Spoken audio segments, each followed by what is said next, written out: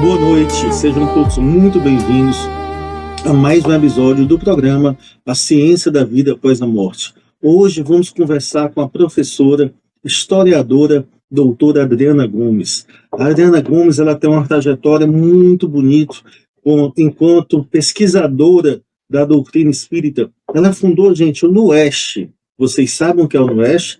Vocês vão descobrir. Ela está à frente do projeto Memorial das Religiões Mediúnicas, um projeto muito bonito que atua na memória das religiões do Rio de Janeiro. Vocês vão saber em breve o que é. E também, nos últimos tempos, tem acontecido uma aproximação da Federação Espírita Brasileira com a doutora Adriana Gomes relacionada à memória do Espiritismo. Então, hoje é com muita alegria que nós vamos conversar com a professora historiadora Adriana Gomes.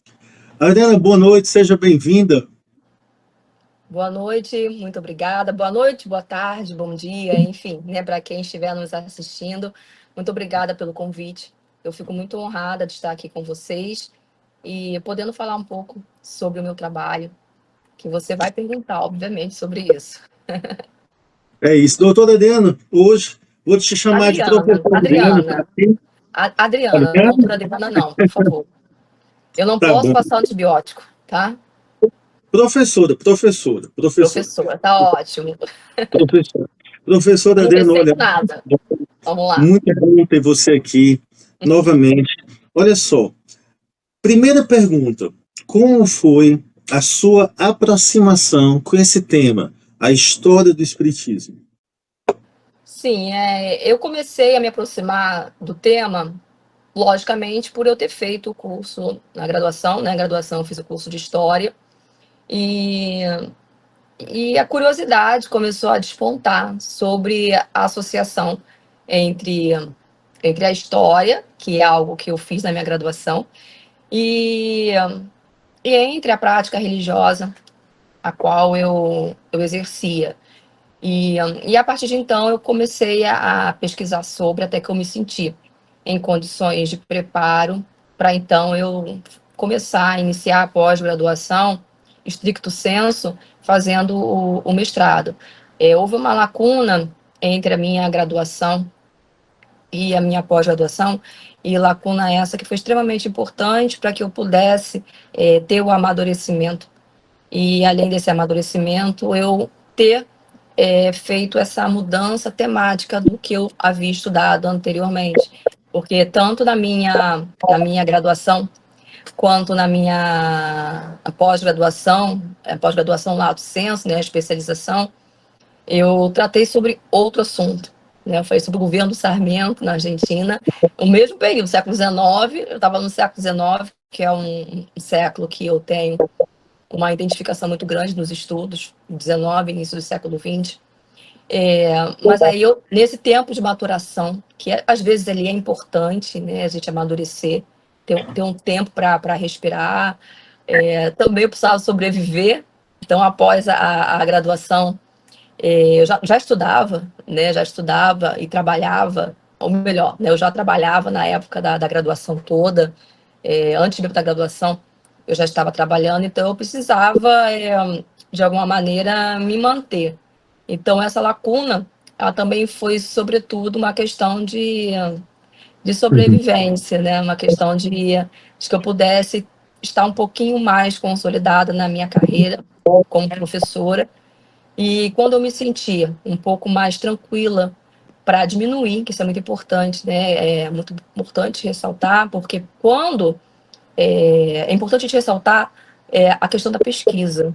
Porque quando eu comecei o meu mestrado, eu comecei com a certeza de que eu tinha que diminuir a minha jornada de trabalho, para que eu pudesse ter tempo, tanto para cursar as disciplinas, como também para me dedicar à pesquisa. Aí a Biblioteca Nacional, aqui no Rio de Janeiro, que na ocasião não existia a hemeroteca digital da ABN, para que eu pudesse ter acesso aos periódicos, então eu tinha que ir presencialmente, e tudo isso demanda tempo para o pesquisador. Então eu tive que diminuir a jornada de trabalho, sair de escolas privadas que eu trabalhava na época, escolas particulares, e me mantive somente das minhas matrículas na rede pública estadual do Rio de Janeiro, que eu era professora da educação básica.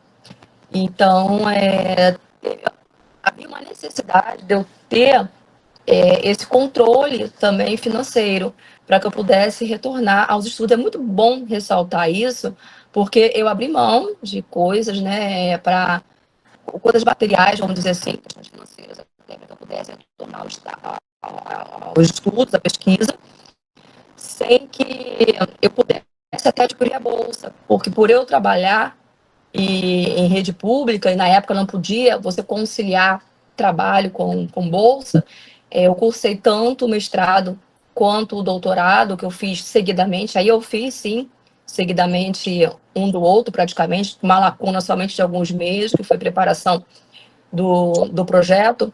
Eu fiz completamente sem bolsa, porque não existia essa possibilidade na época, mesmo eu tendo passado dentro do número de vagas para a obtenção da bolsa, da bolsa CAPES, mas eu não pude ser contemplada por conta dessa questão. Então, é bastante importante a gente chamar a atenção para a questão do que um pesquisador, né, ele precisa abrir mão quando ele está iniciando o seu processo de pesquisa.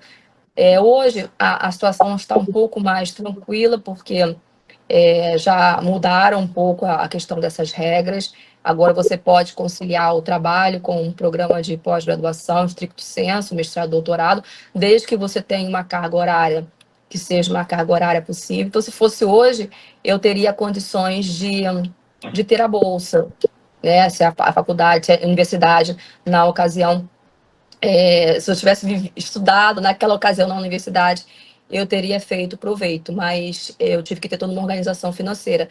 E porque também a minha carga horária, por ser professora, eu não trabalhava todos os dias. Eu me lembro que eu colocava para trabalhar segunda e sexta, fechando a semana, que era para não atrapalhar a vida de nenhum colega, para eu poder fazer vertical, e com essa vertical, nas duas matrículas, eu ter livre para poder estudar, para poder cursar as disciplinas quando necessário, para poder pesquisar, fazer isso às terças, quartas e quintas. Então, tudo era muito cronometrado nesse período muito difícil, mas ao mesmo tempo é muito bom você poder ver essa trajetória que eu fiz lá atrás, e chegou o momento em que eu tive que abrir mão de trabalho para que eu pudesse realmente voltar aos estudos, e foi a melhor decisão que eu tomei na minha vida. Nosso país, infelizmente, né, professora, muitas vezes a gente, uma batalha para conseguir pesquisar, o trabalho do historiador de ir aos arquivos. Nessa época, provavelmente você entra em um arquivo público, não está ali todo o material de digitalização realizado, então um trabalho muito manual, muito braçal, de procurar as fontes, os jornais antigos, mas como o tema espiritismo lhe apareceu enquanto objeto de pesquisa?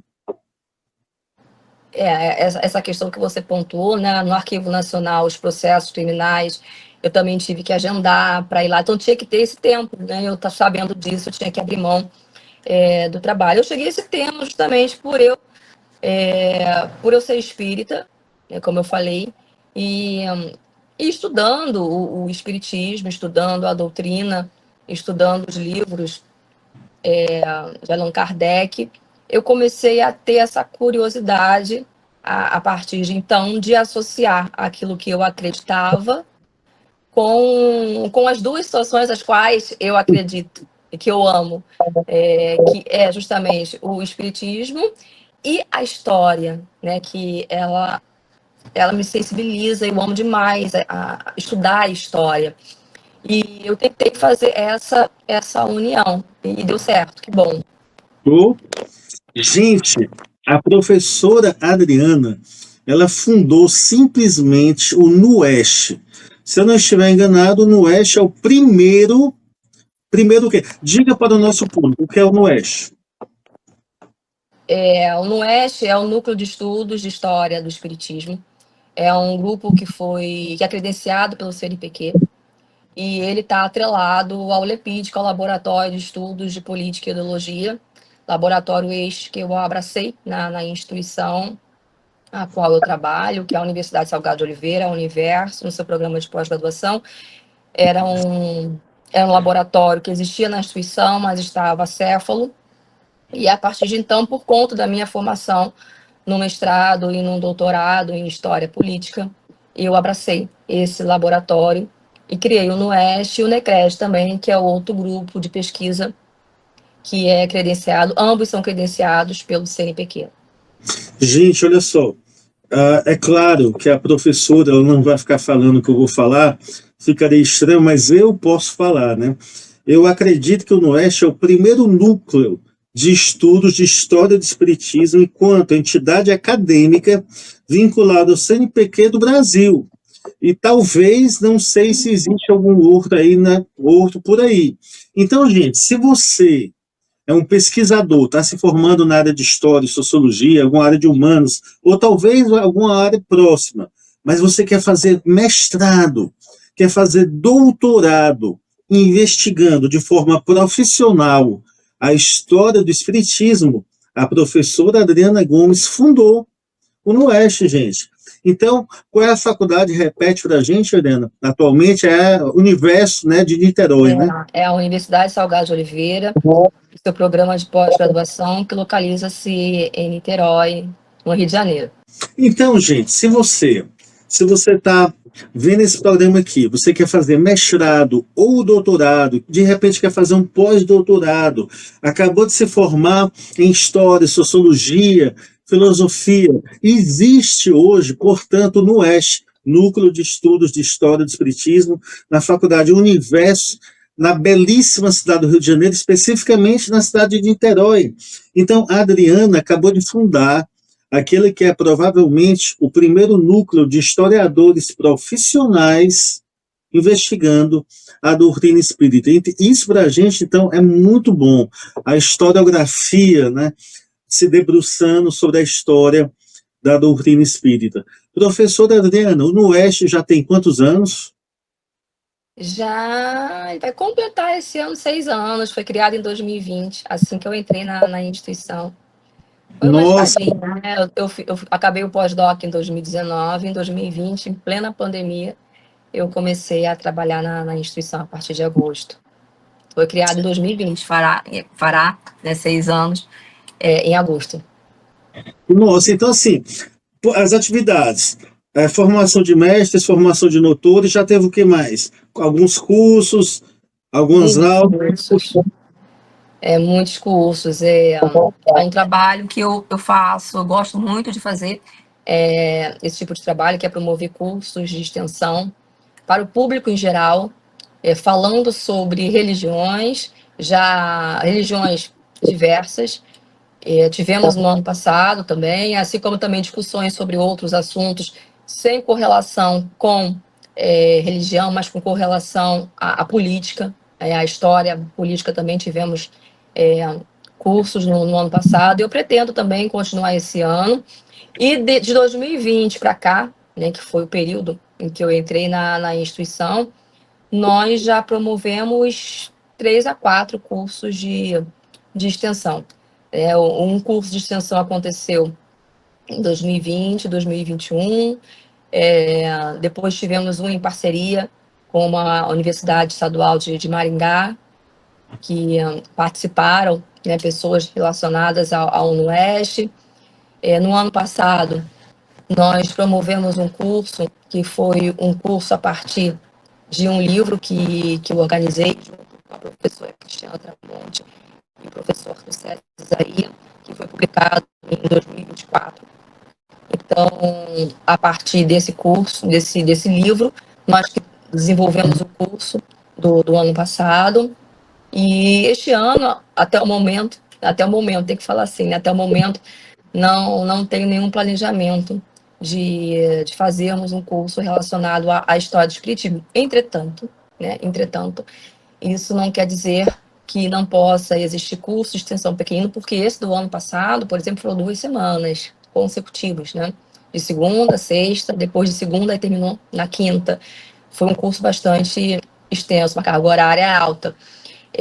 Então, eu estou me reagendando este ano para que eu possa continuar com aqueles cursos pequeninos que é uma forma de atrair as pessoas interessadas em história política, em história das religiões, trazer, aproximar a comunidade, né, a sociedade em geral, da academia, trazendo discussões que são discussões de interesse do público em geral, mas, ao mesmo tempo, trazendo pesquisadores, né, doutores já, ou então que estejam em doutoramento, já se aprimorando, para que eles possam divulgar as suas pesquisas e compartilhar os seus conhecimentos com a sociedade geral e para o público também que está estudando e, de alguma maneira, quer ter acesso ao trabalho daquele pesquisador, a bibliografia indicada por aquele pesquisador. Então, gente, deseja investigar, e aí, como a professora falou, não somente, porque na realidade não é fácil uma universidade alcançar, né, um grau de excelência acadêmica para ter permissão de ter um doutorado. Não é qualquer faculdade que consegue essa autorização do nosso Ministério da Educação. Então, você que deseja fazer doutorado e mestrado, especificamente na história do Espiritismo, procure o NUEST. Qual é o Instagram, Adriana? O Instagram é Lepid ou é NUEST? É o Lepid, né, que tem Instagram? Lepid é laboratório que eu coordeno. Lepid.universo, arroba, né, na verdade, arroba lepid.universo. Ou então, se quiser, né, o meu pessoal também, arroba adrianagomes.rj, mas o do laboratório é o melhor para que possa entrar em contato. Inclusive, nós temos também um e-mail, que é lepid.universo@gmail.com. Enfim, Faculdade do Universo, no Oeste, Lepid, e o processo de seleção, aquele processo de seleção tradicional das faculdades do nosso país, apresentação, no caso de mestrado, de um projeto, não é isso? Tem uma banca, uma prova de línguas. Gente, fantástico. Sim, a seleção para ingresso na instituição é uma seleção, processo seletivo, como acontece em todos os programas de pós-graduação. Existe a necessidade de ficar atento, né, quando são abertos os editais. Quem entrar no Instagram do Lepid, que eu falei, né, que é @lepid.universo, eu sempre fico divulgando tanto o que está acontecendo no laboratório quanto na própria instituição.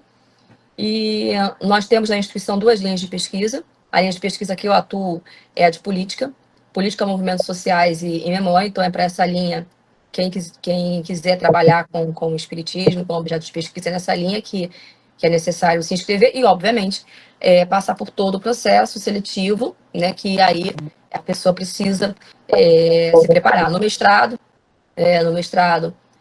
existe a nota do projeto. Depois tem que fazer a prova de conhecimentos específicos da área de história, com a bibliografia que é indicada. Depois a proficiência em idioma, que é um só, e a entrevista. No doutorado, a logística é um pouco diferente, que não tem a prova de conhecimentos, é o projeto. E depois a proficiência em idiomas, que são pelo menos 2 idiomas, e a entrevista no final. Olha, gente, é muito difícil para mim falar sobre o NUEST e não me senti até tocado, gente, porque você ter a oportunidade de investigar de novo, cientificamente, entrar para a historiografia de um assunto tão fascinante, e eu até imagino, até diria, pouco estudado, é algo fantástico. Há 6 anos aí o NUEST funcionando já. Professora Adriana, nós falamos no começo que você também está à frente de um outro projeto importantíssimo, o Memorial das Religiões Mediúnicas. Que projeto é esse, de forma resumida, porque depois a gente vai entrar no site e ver as coisas. Sim, eu vou contar a história do que eu pensei até a culminância do próprio memorial. Eu comecei a ficar muito preocupada com os documentos das instituições espíritas, das instituições também umbandistas do Rio de Janeiro. Foi um sentimento que eu comecei a ter, uma preocupação, e com essa preocupação e com essa necessidade que eu comecei a ver que esses documentos precisariam ser assegurados, precisariam ser acolhidos de alguma maneira. Eu submeti em 2023, eu submeti para um edital da FAPERJ um projeto, que o projeto teria culminância a criação do memorial das religiões mediúnicas.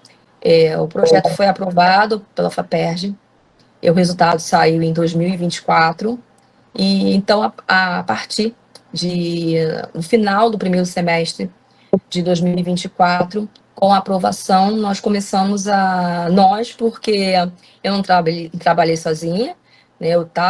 Eu fiz parte de uma equipe, na coordenação de uma equipe, mas uma equipe formada por outros pesquisadores também. Foi formada, posso falar o nome deles? Posso, né? Eu tenho que falar o nome deles porque eu não fiz trabalho sozinha, junto com o Edson Pio Júnior, que é meu doutorando, junto com o Diego, o Shoa de Amorim, que também é meu doutorando. O Edson trabalha com espiritismo, o Diego trabalha com Umbanda, o Henrique Miranda, que na ocasião era mestrando, atualmente é mestre, e a partir de amanhã, literalmente, a partir dos próximos dias, aí ele vai se tornar um doutorando da instituição, porque ele passou no último processo seletivo.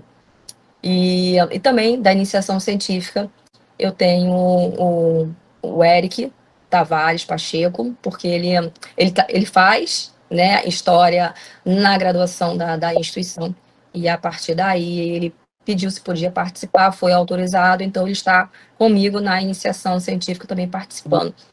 Então, a partir dessa aprovação ocorrida em 2024, no final do primeiro semestre, começamos a entrar em contato com instituições espíritas e umbandistas também, para que nós pudéssemos iniciar o nosso projeto, que é de digitalização dos documentos.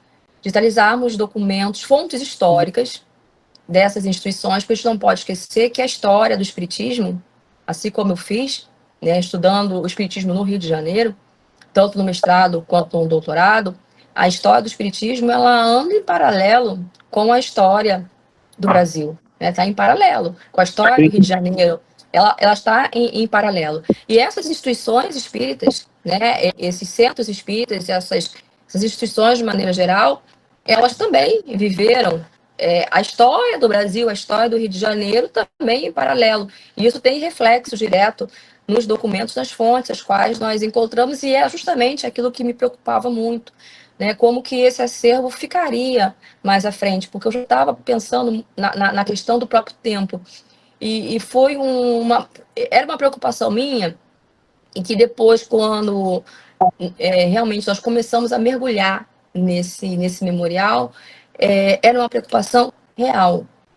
Uma preocupação que essas fontes históricas elas estão à mercê do tempo, elas estão à mercê de ataque de insetos de maneira geral, né, cupins e pragas, porque, enfim, são papéis. À mercê também de questões de ordem climática e a própria ação do tempo, né, que por si só já é o suficiente para que possa ocasionar danos a essas fontes históricas. E a partir daí nós começamos a fazer essa frente, né, uma frente que agora a gente finalizamos a primeira fase, né, que foi, eu coloquei como finalização da primeira fase, que foi em dezembro do ano passado, com a entrega para a sociedade em geral, para o público em geral, e para a comunidade acadêmica. Foi entregue em dezembro do ano passado, e agora a gente está iniciando a segunda fase do memorial, que é indo a outras instituições, que por sua vez, a segunda fase do memorial, eu comecei no Ceará, quando eu te entrevistei no bebê em dezembro. Só lembrando, eu estive no Ceará em dezembro de 2025 para participar de um evento acadêmico. E eu aproveitei para visitar o Memorial Bezerra de Menezes. E ao visitar o memorial, eu falei, não, isso aqui tem que estar no Memorial das Religiões Mediúnicas também, para apresentar para a sociedade. Eu falei, então aqui eu vou começar a segunda fase. Olha só. E aí, o entrevistei, nós vimos todo o memorial e ele vai estar na segunda fase. Não está agora, porque a segunda fase ela ainda vai ser depois, a gente vai coletar mais documentos. Mas a gente já está agindo na segunda fase, também já digitalizamos uma outra instituição. O foco nosso é instituições centenárias. São aquelas Sim. instituições em que existem, tem fontes históricas lá do século XX, nós conseguimos contemplar instituições até do século XIX, na realidade uma instituição espírita do século XIX, outra foi a própria Federação Espírita Brasileira, a própria FEB, mas o nosso objetivo é esse. Mas isso não quer dizer que outras instituições, até eu deixo aqui o meu convite, a minha proposta, se vocês quiserem, puderem, né, que sejam presidentes ou pessoas que conheçam instituições espíritas e umbandistas também, que tenham essa vontade de ter o seu acervo digitalizado e também para que ele seja doado ao memorial. Eu estou prontamente, de coração aberto para vocês, é só entrar em contato no Instagram, pelo e-mail do Lepid, como eu falei, que a maior parte das instituições que nós digitalizamos o documento na primeira fase foi iniciando por uma, já entrando em contato com outra, alguém que falava assim, ó, aquela instituição, se você conversar com a presidente, acho que ela vai, diz que ela vai aceitar, e aí eu entrava em contato, e com isso a situação ela fluiu. Ela fluiu e fluiu muito bem. E que bom, né? Porque é uma equipe formada por poucas pessoas, somos somente 5. Nós trabalhamos com os celulares, nós digitalizamos com os nossos celulares, não tivemos verbas para comprar scanners que pudessem ser transportados. Então, na realidade, a gente trabalha de aquela união mesmo, né, aquela vontade de assegurar todas essas fontes históricas e preservá-las. E eu acho que uma situação muito importante, acredito eu, né, que é uma situação muito importante para chamar a atenção, é que é uma troca o que a instituição faz conosco, né? A instituição cede para a gente as fontes históricas, da forma como a instituição quiser, ou a instituição ela pode dar para a gente quais são os documentos os quais ela quer que a gente digitalize, o que ela autoriza, ou então algumas instituições falam, é isso aqui que a gente tem, vocês podem digitalizar o que vocês quiserem. E a instituição ela fica também com o seu acervo assegurado. Isso é muito importante ressaltar, porque aí a instituição ela não corre o risco de repente, por conta de situações as quais eu já mencionei anteriormente, ela perder todo o seu acervo, todas as suas fontes históricas. Então, gente, olha só. Vamos lá. Começando, 5, 6 pesquisadores, com o ERIC 5, né? Imagine que a professora Adriana está à frente de um projeto que eles quer digitalizar, gente.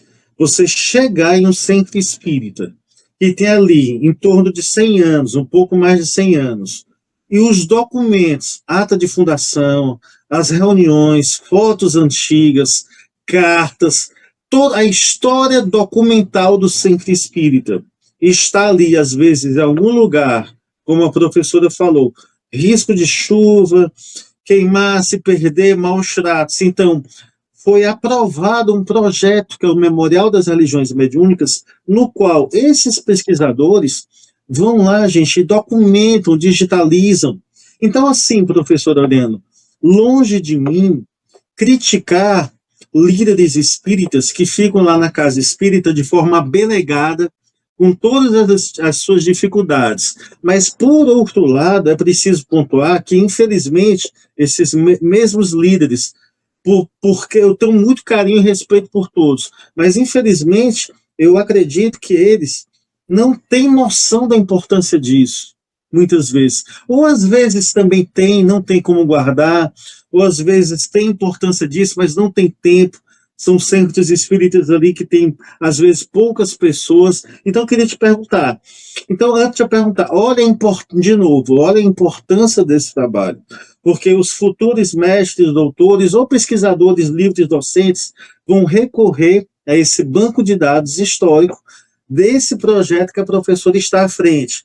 Aí eu te pergunto, Adriana, nessa primeira fase, professora, quantos centros espíritas vocês fizeram parte do projeto? Sim, eu só queria falar um pouquinho sobre a questão que você pontuou. É que é Uhum. até compreensível, dentro de um centro espírita, de um centro umbandista, com a tamanha quantidade de atividades que eles realizam, que eles não vejam, né, ou muitas vezes, os seus documentos históricos, suas fontes, como algo prioritário. É até compreensível, porque, enfim, eles estão preocupados com cesta básica para as pessoas, né? E quem tem fome tem pressa, precisa comer logo. Então, assim, é compreensível, mas também se faz necessário pensar na história que eles, na história deles, porque é outra questão também muito importante. É, a gente está contribuindo também com esse trabalho para a própria reconstrução da história daquele espaço religioso. E como eu falei, a história do Espiritismo está concomitante à história do Brasil e o próprio espaço tem a sua própria história.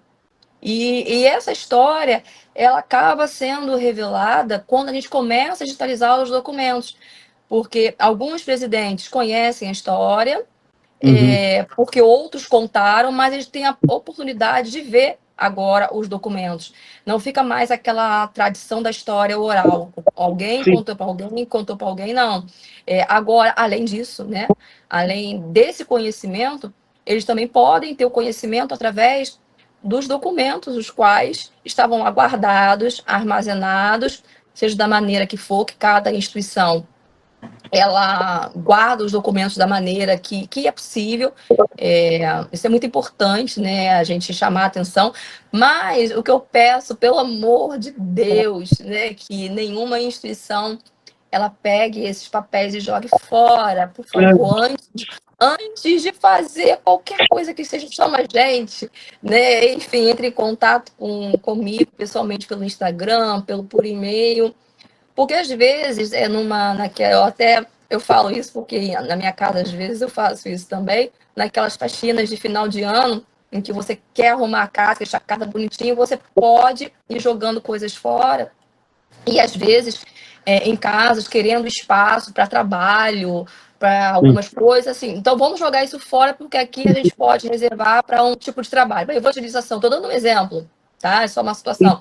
Então essa sala pode ficar para essa atividade que é muito importante também para a logística do centro, mas também é muito importante que esses papéis sejam vistos, né? Então coloca no cantinho, chama a gente está trabalhando já na segunda fase,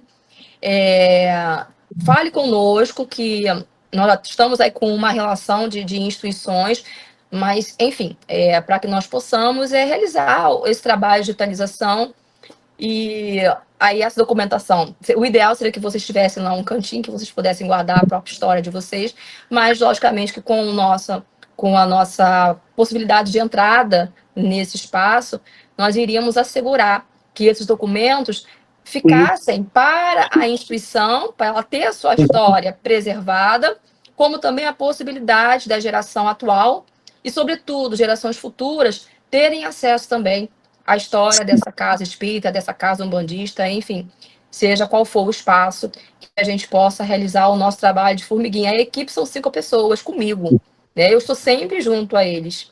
Né? Em Sim. conjunto, às vezes falta um, às vezes falta o outro, mas assim, nós estamos sempre ali, somos 5 comigo. Eu estou sempre nas atividades com eles também. Eu coloco literalmente a mão na massa.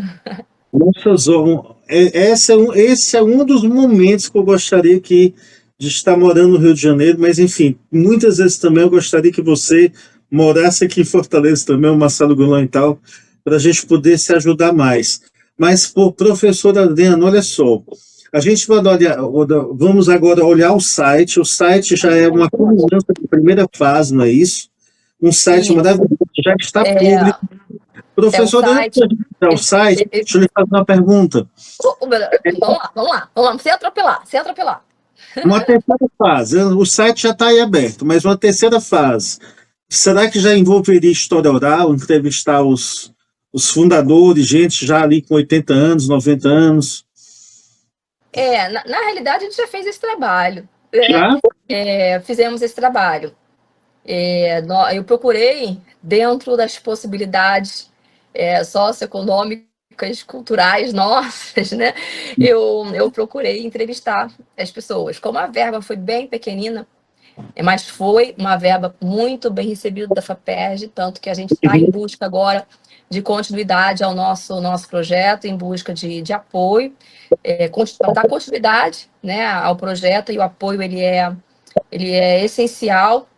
Sim. Por exemplo, para poder colocar o que eu gravei com você no site, eu preciso de mão de obra para tanto, que já está editado, mas eu preciso de mão de obra para que possa acrescentar o que aconteceu. Assim como também já tem uma instituição em que nós digitalizamos os documentos, numa instituição que tem uma especificidade muito interessante da forma como eles lidavam com a prática espírita, com a doutrina espírita, que fica em Itaboraí.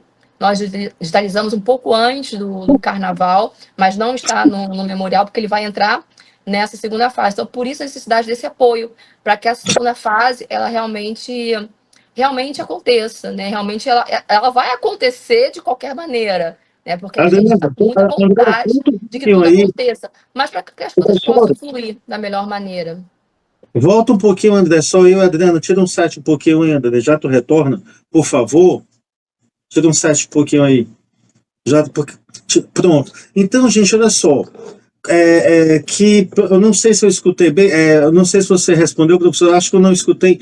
Quantas instituições nessa primeira fase já foram contempladas? Nós digitalizamos os documentos de 10 instituições. 10. Então, olha só, gente. Aqui no Ceará, certamente, nós temos uma centena de centros espíritos. Eu imagino que o Rio de Janeiro não tenha menos do que isso. Então, perdão, você falou 12, 10? 10, são 10. Fechamos em 10. Você está aí no Rio de Janeiro, está vendo esse programa, divulga esse programa, nos ajude, passe esse programa, compartilhe esse programa para os presidentes das outras instituições, para que eles procurem a professora Adriana, vamos fazer parte, vamos digitalizar e depois publicizar, guardar, na verdade, é um trabalho de guardar a documentação, digitalizar, guardar a documentação, procure a professora Adriana no Instagram, envie e-mail, e vamos, daqui a uns 3, 4 anos, quem sabe, nós temos já digitalizado mais da metade de todos os centros de religiões mediúnicas, seja Umbanda, seja espíritas do Rio de Janeiro, porque vocês são o único projeto que estão fazendo isso por enquanto, não é isso? Olha, eu desconheço. Ok. Dessa maneira, como nós estamos fazendo em digitalização. Eu tive a oportunidade de conversar com pessoas que estão ligadas aí ao movimento espírita, não é a academia, ao movimento espírita da Bahia, e em que na Bahia eles já estão com um projeto similar, que é de conscientização dos centros espíritas, para que eles possam guardar os seus acervos, para que eles possam ter as suas próprias memórias. O que também no Rio de Janeiro, o CERJ também, já propôs isso, né? Mas parece que na Bahia esse projeto está ganhando um fôlego, mas para que a própria instituição possa assegurar o seu material, não a digitalização. E a digitalização ela é de suma importância que aconteça, porque a digitalização ela é a garantia, né, que a gente tem por hora de que aquele documento ele vai estar assegurado, tanto a instituição quanto também para os pesquisadores da academia, o público em geral, né? Porque o site está aberto, o memorial está aberto para todas as pessoas, o site é aberto para todas as pessoas que têm um interesse. Eu só queria falar das instituições que a gente conseguiu digitalizar os documentos, posso falar delas? Só falar o nome. Abrir o site, com o site aberto novamente. Sim, vamos fazer isso com o site aberto. Não vamos pegar colinha nenhuma para não esquecer de ninguém. Não, nós temos agora. É importante para a gente. Fala aí. Então, Aí é o site do LEPID, que é o laboratório que eu coordeno no programa de pós-graduação da Universo. E para você poder ter acesso ao memorial, é muito fácil. Na parte superior, lá naquela barra superior, você pode clicar no memorial, ou então, de uma forma muito mais fácil mesmo, você pode fazer como aconteceu agora, né? Houve esse rolamento do site, e aí você pode clicar em qualquer um desses espaços aí que esteja o Memorial das Religiões Mediúnicas. Em qualquer espaço vai entrar no memorial. O Centro Espírita Unidade e Amor, que é de 1925, completou 100 anos no ano passado. Outra instituição é a Agremiação Espírita Dom Pedro II, que é de 1945. A outra instituição é o Conselho Espírita do Estado do Rio de Janeiro, que é de 1924, CERJ, instituição a qual, vale ressaltar, que digitalizamos os documentos, mas que este ano nós vamos ter a oportunidade de retornarmos a esse espaço, porque foram disponibilizados mais documentos para que a gente possa digitar. Então, os documentos que estão aí no CERJ, eles já estão depositados, que a gente já fez, e na segunda fase nós iremos acrescentar mais documentos também aí no CERJ. Outro grupo também, outro espaço religioso espírita, foi o Grupo Espírita Sebastião, que é de 1919. O Centro Espírita Jacarepaguá, que é de 1873, é do século XIX. Começou em Meyer, Caxambi, até que conseguiram um terreno em Jacarepaguá, é do século XIX. Repete a data desse. 1873. Que maravilha! Eles têm eles preservam bastante a memória, eles têm um memorial que eles fizeram, atrelando a história do Espiritismo, desde da publicação do Livro dos Espíritos, e fazendo, né, um atrelamento com a história do movimento espírita no Brasil e da própria instituição. Eles têm um espaço em que é um espaço histórico deles, é maravilhoso, maravilhoso. É uma casa em que duas irmãs tomaram a frente para criar esse espaço deles, né, esse espaço memória, como eles chamam, que uma tem a formação em museologia, a outra em história. Então, elas tiveram esse ímpeto de salvaguardar o material, né, da instituição, e lá o material é todo higienizado, porque elas já fizeram esse trabalho por conta do conhecimento da museóloga. E assim, a única coisa que faltava para eles era a digitalização. Foi quando nós chegamos para poder fortalecer já essa consciência de preservação do seu acervo que a instituição tinha. Muito interessante, né? Porque eles só estavam querendo digitalizar. E é algo bastante custoso, a digitalização, né? Mas eles conseguiram, por meio da gente, de forma gratuita, porque a gente tem o material deles lá digitalizado, e da maneira também como a gente pode digitalizar, que é, como eu falei, com os nossos celulares, né? Com o aplicativo que é um aplicativo que aí a gente paga, né? Paga pela gente mesmo. Está sendo feito dessa maneira, porque a gente está sem apoio financeiro para tanto, e dessa maneira que a gente digitaliza. Então, é bom ressaltar que é uma instituição do século XIX. A outra instituição também que nós digitalizamos, essa diga-se de passagem, né? Essa instituição de Jacarepaguá, ela sofreu um incêndio nos anos 80 do século passado, do século XX. Então, nós não, certamente documentos foram perdidos, mas não se sabe quais documentos foram perdidos por conta da inexistência de uma catalogação. Então, é muito importante, por isso que é muito importante, né? Mas, logicamente, está falando de década de 80, do século passado, mas nós estamos agora no século XXI, então é importante que essa catalogação, que essa digitalização ela aconteça.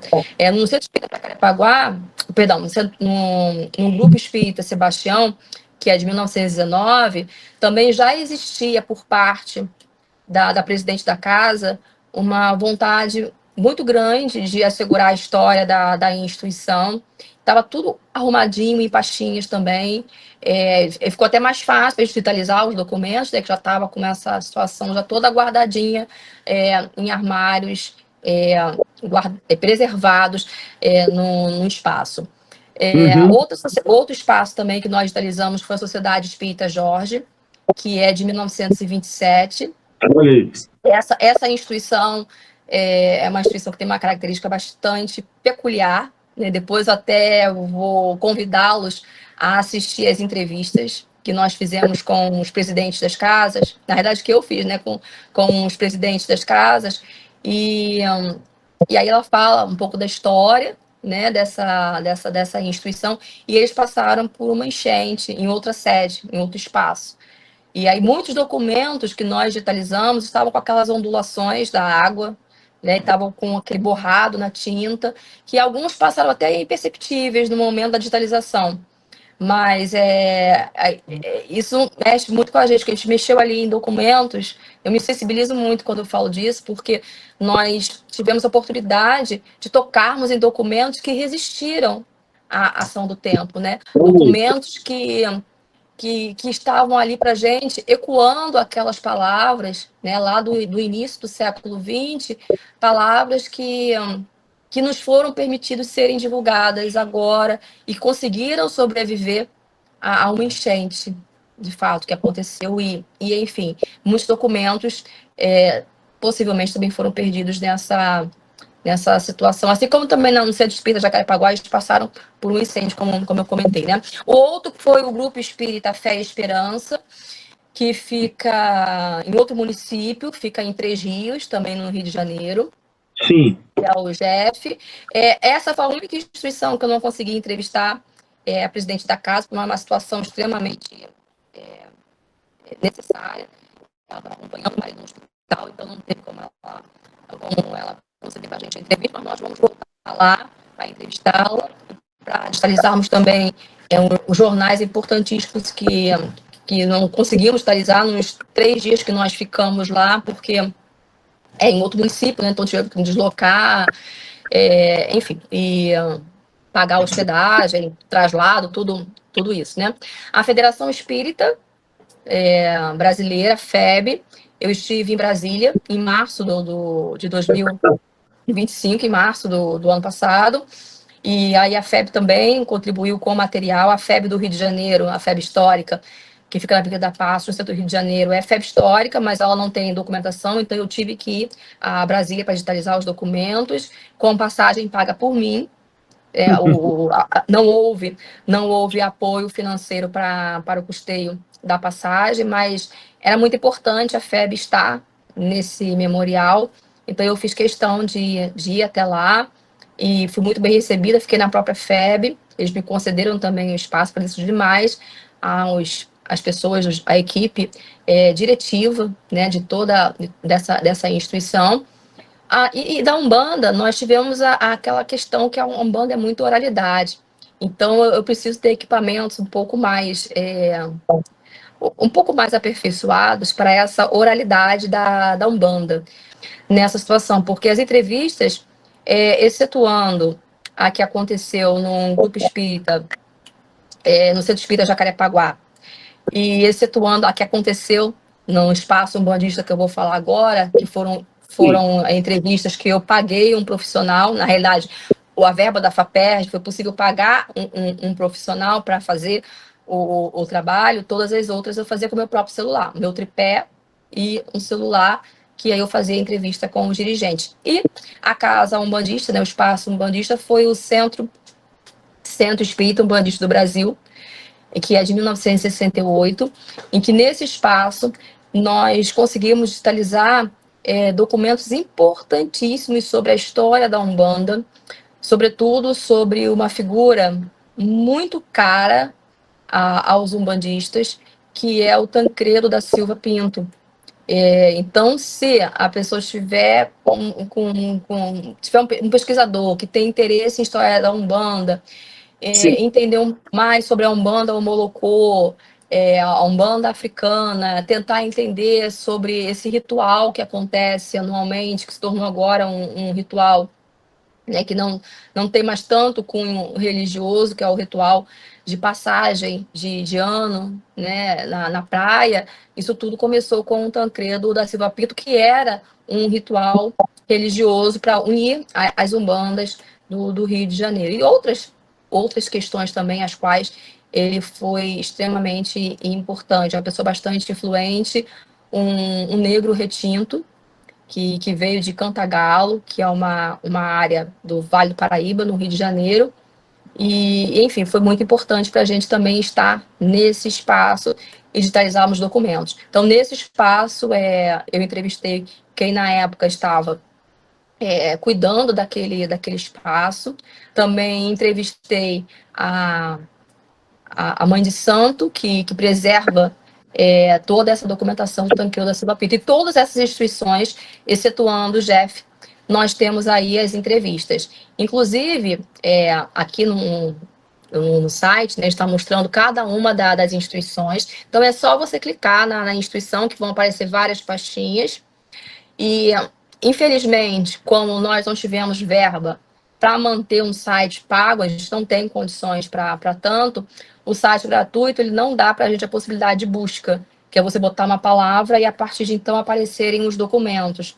Nós ficamos devendo essa para a sociedade acadêmica, para a sociedade em geral, porque isso demanda verba financeira, né? De verba, demanda dinheiro e a gente, enfim, nós fizemos isso com muita vontade, mas com pouquíssima verba. Então, não tem como eu manter o pagamento para esse site ter essa possibilidade, né?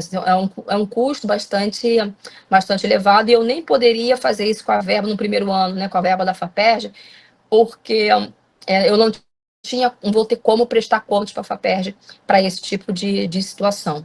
Então, aí cada link desse, né, cada retângulozinho desse é uma instituição, tem um espaço, que é o espaço também das entrevistas, em que nas entrevistas eu procuro saber, de uma maneira geral, né, é uma conversa que flui, então eu peço para falar um pouco mais sobre a história da instituição, contar a história real mesmo, que aquela pessoa ela sabe da instituição e como que de alguma forma, eles ficaram se sentindo tendo essa história deles preservada com o trabalho que nós desenvolvemos. Então, essas partes aí que ele está mostrando a forma como nós conseguimos dar acesso às pessoas.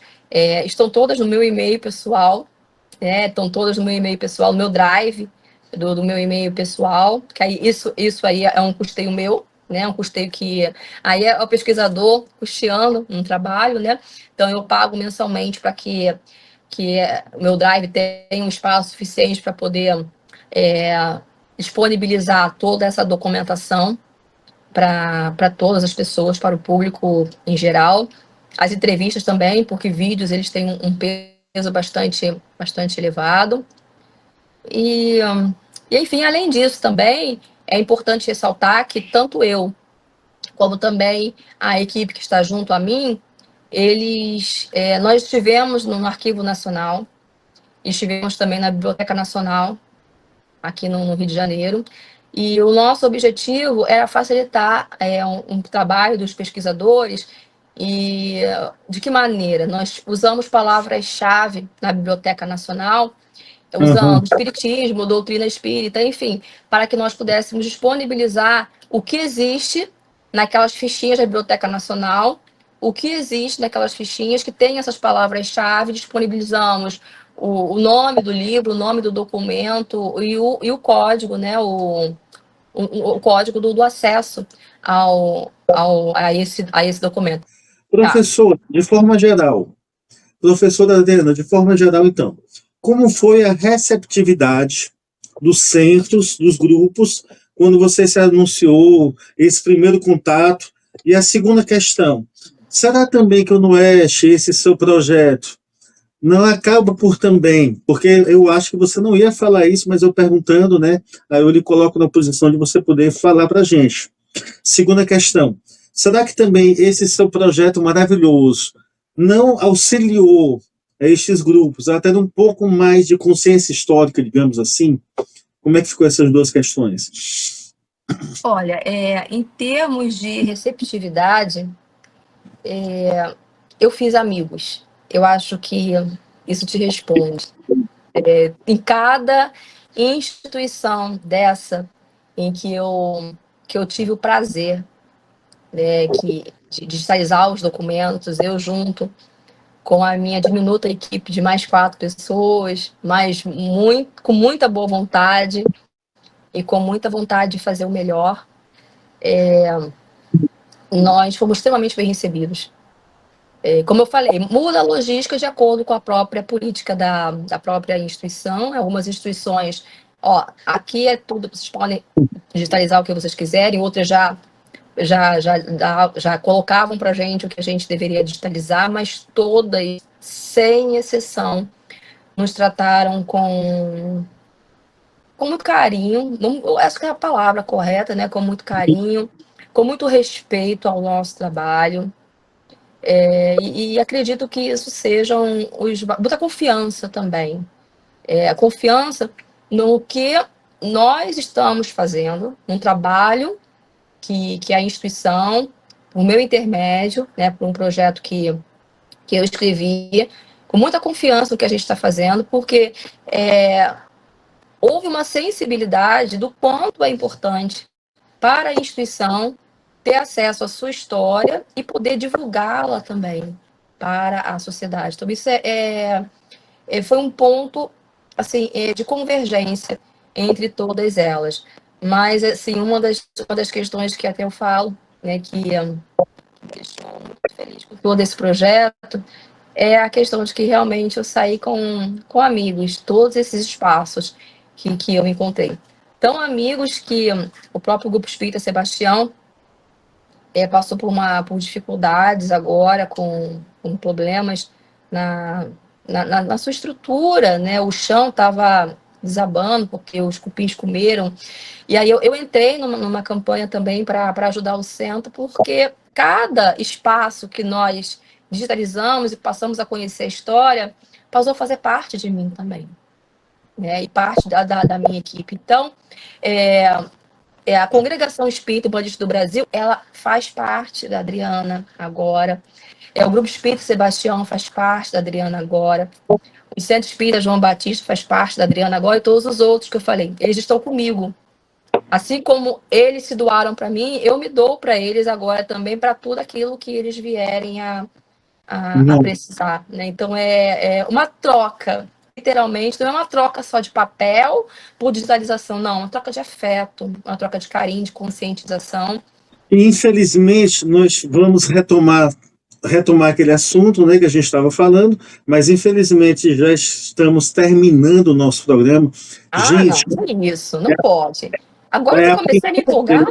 A professora Adriana, gente, eu acredito que, não sei se é a primeira vez, mas pelo menos assim, este é um dos lançamentos do site do Memorial das Religiões Mediúnicas, né? E ela nos deu o privilégio, está nos dando o privilégio de poder mostrar esse trabalho tão importante de ir nos centros espíritas, coletar, digitalizar, disponibilizar para o público, ou seja, deixar um documento que conta a nossa história, e como ela explicou para a gente, você contar a história de um centro espírita é contar a história de um bairro, é contar a história de uma cidade, que é contar a história do nosso país, gente. Então, quem puder ajudar, inclusive financeiramente, quem puder doar alguma coisa, principalmente os presidentes, repito, os presidentes de centros, a diretoria, procurem a professora Adriana, para que daqui a alguns anos esse projeto já tenha atingido toda a cidade do Rio de Janeiro, e quem sabe, né, Adriana, você consiga verba, apoio para visitar primeiras capitais, retornar a Fortaleza, ir para São Paulo. Quem sabe esse projeto ele não cresce, não alcança o Brasil todo, né? Mas, enfim, pertinho agora já de terminar, infelizmente, fala para a gente aquela questão que você estava falando, continua que eu te interrompi, e depois já fala um pouco, para a gente terminar mesmo, da uma certa... Eu detectei, não tive tempo de observar isso, está tendo alguma aproximação do teu trabalho com a Federação Espírita Brasileira, é claro. Você já falou que foi lá, foi muito bem recebida pelo professor Samuel, historiador lá da FEB. Então, assim, fala um pouquinho desses dois pontos, né? Retoma do raciocínio e fala um pouquinho da FEB. Sim, Você perguntou tanta coisa agora de uma vez só, que até me enrolei agora, né? Eu acho que é importante ressaltar a questão do apoio, né, aos centros espíritas. Não é apoio financeiro, não, em hipótese alguma, né? O apoio financeiro tem que ser por conta das instituições, agências de fomento, né, que tem que contribuir para a pesquisa no nosso país. Eu estou bastante atenta aos editais, o que também não impede de iniciativa privada, de instituições privadas que se sensibilizem com o nosso trabalho e também queiram nos ajudar. Todos serão muito bem aceitos, seja agências de fomentos públicas ou sejam pessoas, empresas que queiram também nos ajudar. Mas os centros espíritas, a gente só quer realmente que eles entrem em contato com a gente e abram os espaços. Já estamos, né, com um quantitativo de espaços em que nós iremos digitalizar documentos nessa segunda fase sem apoio nenhum, né? A partir de semana que vem já vamos iniciar numa outra instituição. Já fizemos lá em Itaboraí. Então, também temos outras na fila também, mas nada impede que entre em contato conosco hoje, porque nós vamos colocar na fila, porque esse projeto eu já coloquei na minha cabeça que vai ser o projeto da minha vida acadêmica. Na minha cabeça, é um projeto que, em paralelo com as aulas que eu dou na instituição, em paralelo com as orientações de mestrado, doutorado que eu exerço, em paralelo com as extensões acadêmicas que eu ofereço, em paralelo ao que eu tenho que escrever em artigo, livro que eu tenho que publicar, enfim, independente de qualquer situação, né, dentro dos afazeres acadêmicos que são necessários, esse memorial ele faz parte da minha vida. É algo que eu tenho um prazer gigantesco de fazer e ele é importante. Então, peço para que as instituições entrem em contato conosco. Também peço para que nós possamos ter um apoio das agências de fomento e também de instituições privadas que possam nos ajudar. Em relação à Federação Espírita Brasileira, eu estive em Brasília para poder digitalizar os documentos. Como eu falei anteriormente, fui com recursos próprios. Eu mesma aqui custei a passagem, mas muito gentilmente, combinando previamente com as pessoas que tinham essa autoridade na FEB, eu fiquei hospedada na própria instituição. Isso é muito, muito importante ser ressaltado. Houve uma relação de cordialidade entre mim e a instituição. E é bom chamar a atenção que o Samuel Magalhães, né, que foi a pessoa a qual eu entrevistei, que é o responsável pela parte de pesquisa, né, e história da instituição, foi quem aparece, né, na própria FEB, mas eu fui recebida no aeroporto lá de Brasília por um membro da FEB, quem me pegou lá no aeroporto, quem foi lá me buscar no aeroporto, foi o Geraldo Campetti, que é o vice-presidente da FEB. Fui muito bem acolhida na instituição, muito bem tratada por todos. Houve uma relação extremamente salutar, em que eu coloquei os meus pontos de vista em relação à questão da importância deles para a pesquisa acadêmica, a importância da instituição estar com a gente no memorial, e eles foram sensíveis nesse ponto, e eu cheguei lá numa segunda-feira pela manhã, e trabalhei já na segunda-feira, e fiquei trabalhando até a sexta-feira. Foram 5 dias que eu fiquei em Brasília, todos esses dias fazendo o pernoite na própria Federação Espírita. O Samuel é uma pessoa que foi muito importante, assim como também foi muito importante o Geraldo Campetti, também na instituição, assim como foi muito importante o senhor Rabelo, também na instituição, o senhor Brito, mas assim, a gente sempre, assim, todos foram muito importantes, mas o meu carinho, assim, o amor foi pela Clarinha, que a Clara Betânia, que trabalha lá na ciência com os cuidados. Ela ficou lá cuidando de mim, ficou, né, me dando apoio, pegando os documentos. todos foram extremamente gentis comigo e extremamente gentis também com o trabalho que nós estamos realizando. Logicamente que eu não consegui dar conta, né, digitalizar tudo, porque eu fui sozinha, mas foi um trabalho bastante exaustivo que eu tive lá, porque eu ficava o dia inteiro realmente digitalizando, e sozinha, né, enfim, eu não tinha a equipe comigo, mas foi digitalizado o máximo que foi proporcionado para a gente. Numa segunda fase, de repente, com apoio, podemos retomar as conversas com a FEB para darmos continuidade a esse trabalho. Mas o máximo que eu pude fazer, eu fiz lá na instituição. Como, assim, na realidade, eles nos receberam muito bem, com uma diferença que lá era outro local, né? Então eu tive que ter um traslado, né, muito maior, mas o carinho, o envolvimento, eu acho que a própria minha fala em relação a essas pessoas, né, que eu falei da FEB, é um carinho que eu tenho também por todas as pessoas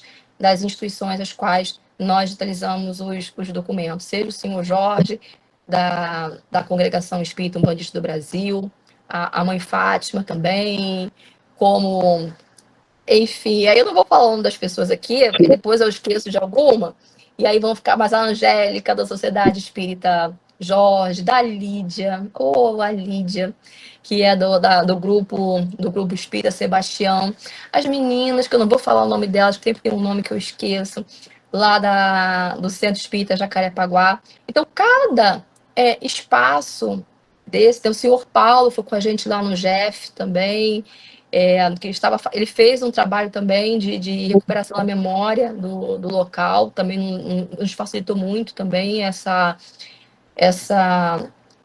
possibilidade de, em 3 dias, a gente digitalizar os documentos em outro município, que é uma viagem do Rio de Janeiro para 3 dias, é uma viagem, né, em que a gente teve que pagar hospedagem, né, também com os nossos próprios recursos, a hospedagem lá. Então, assim, para se fazer pesquisa no Brasil, seja ela em qual campo você atue, é necessário você ir além do conhecimento e além daquilo que você quer fazer. Tem que ter muito amor envolvido também, muita vontade para aquilo dar certo, porque são situações que acontecem sempre quando está envolvido em uma atividade acadêmica, que são questões exaustivas, ainda mais que é um trabalho braçal, mas ao mesmo tempo que é braçal, a gente também vê os documentos, não dá tempo da gente ler os documentos na íntegra, mas a gente consegue bater os olhos e ver uma carta de uma instituição, depois na outra instituição ver a resposta àquela instituição.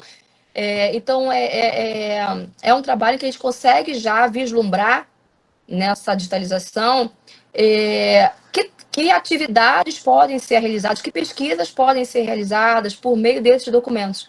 Então, diversas vezes nós nos deparamos assim, olha, isso aqui dá um artigo maravilhoso.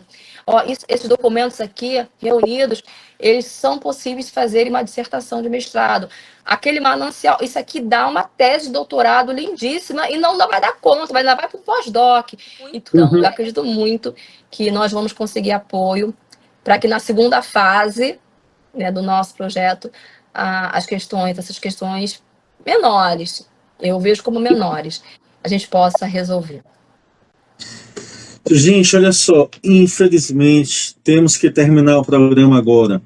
Mas olha só, gente, você quer se tornar um historiador profissional na área de investigação da história do movimento espírita, ou na história de alguma outra religião mediúnica, ou na história da Umbanda, na história da espiritualidade, está aí o NUESH, criado pela professora doutora Adriana Gomes.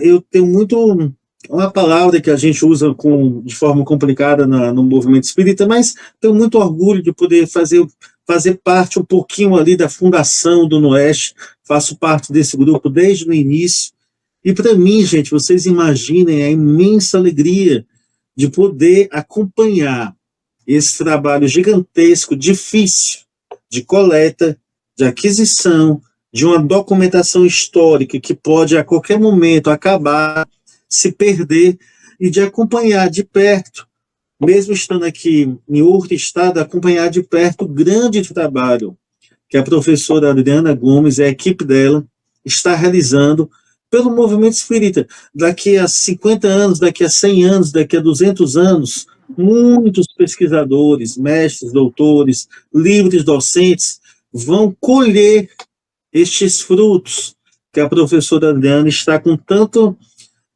empenho, e a equipe dela, do Eric, do Henrique Miranda, tanto empenho realizando.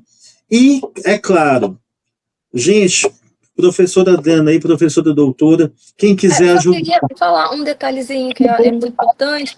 Nessa segunda fase, nós tivemos agora a entrada de um novo membro para a equipe, um novo membro para a equipe, que é o Luiz.